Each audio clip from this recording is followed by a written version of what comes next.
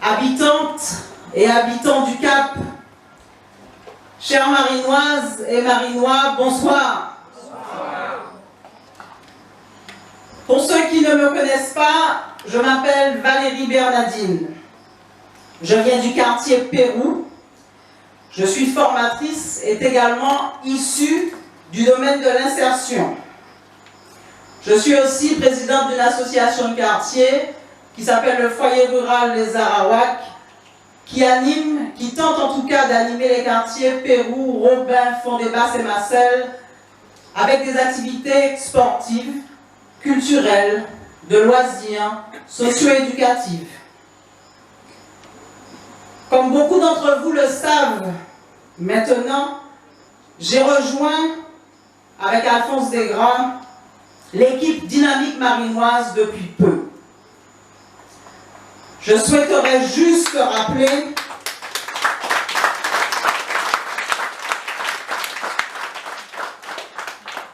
que le groupe Le Marin Autrement, avec lequel j'ai milité pour le premier tour, a tenu à apporter son soutien à José Mirande et Dynamique Marinoise dès le soir de la proclamation des résultats du premier tour, sans aucune condition.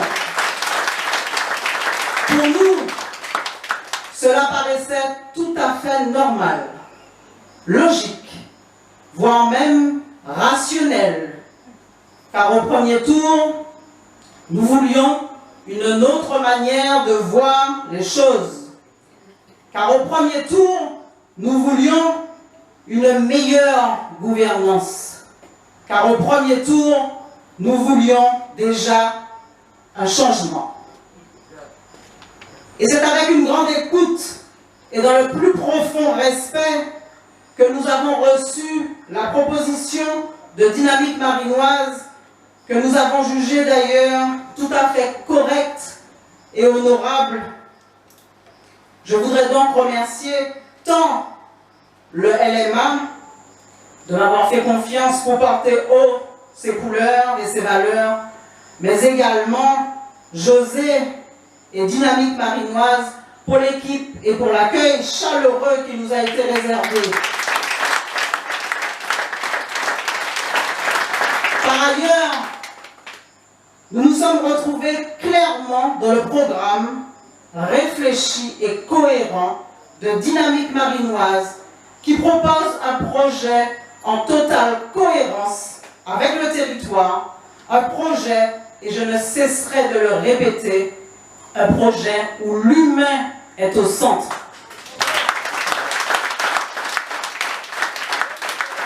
Et ce soir, chers amis, c'est l'humain que je veux mettre en avant en vous parlant des équipements de quartier. Chacun de nous a une idée de ce qu'est un équipement de proximité. Certains pensent que c'est une structure où on peut pratiquer une activité physique, sportive. D'autres ont envie de s'y retrouver autour d'activités culturelles. D'autres encore souhaiteraient tout simplement y faire la fête.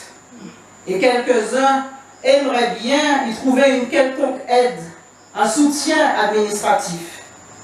En tout cas, tout le monde s'accorde à dire qu'un équipement de proximité doit être au service de la population, de toute la population. Et cela, l'équipe de Dynamique Marinoise l'a bien compris, car tout au long de son programme, cette équipe évoque souvent la communication, le rapport avec la population, tout simplement l'intérêt général. Chers amis, aujourd'hui, les équipements de proximité qui existent sur notre territoire survivent, je dis bien survivent, grâce tout simplement à la bonne volonté des associations.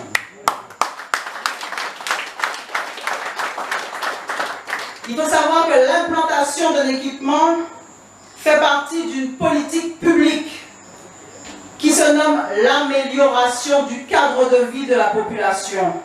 Autrement dit, l'équipement équipement a pour objectif principal de renforcer la qualité du service rendu à la population marinoise. Il permet également de résoudre des problèmes de la vie quotidienne, d'améliorer durablement la gestion des quartiers en prenant mieux en compte leur réalité, votre réalité. Mes chers amis, cette réalité, pour mieux la connaître, il faut un diagnostic. Pour élaborer un diagnostic, il faut rencontrer les habitants. Et qui mieux, en plus des travailleurs sociaux formés, possédant la fibre sociale, qui mieux que des référents de quartier, qui mieux que des bénévoles du milieu associatif, qui mieux que des conseillers de quartier, qui mieux que des élus de proximité pour faire ce travail.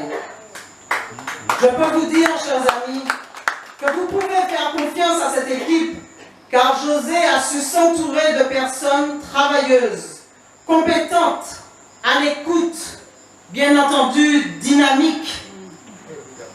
Car dans ce domaine, nous avons l'expertise, par exemple, de Micheline Zami, que vous avez pu entendre, ou même de Thérèse Vénérand.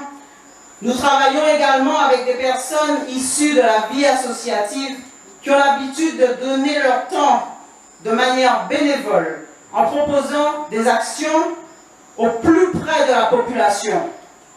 En commençant par notre tête de liste, José, ou Paul-André Bungo, Géraldine Trobriand, avec qui j'ai eu l'occasion de travailler, et bien d'autres qui côtoient encore, ou qui ont côtoyé de près ou de loin la vie associative.